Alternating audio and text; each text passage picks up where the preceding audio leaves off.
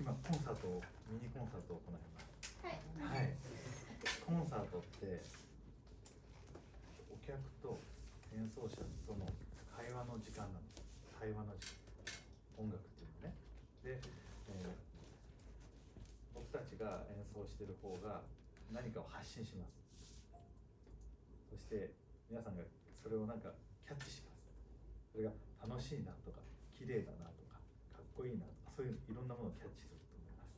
その中でなんかいいなと思ったらこうなってくるかもしれないし、嫌だなと思ったらしらってなるかもしれない。それが会話です。で、そういう空間をもう終わったらもう今の時間は戻ってこないわけなので、そういう時間を楽しむっていう時間にしてください。それでは、曲目の解説は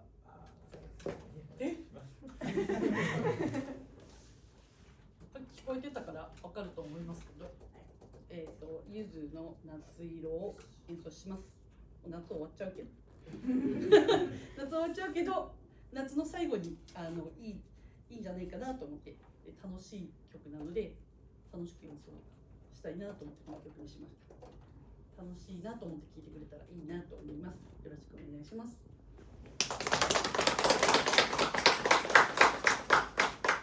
では行きましょう。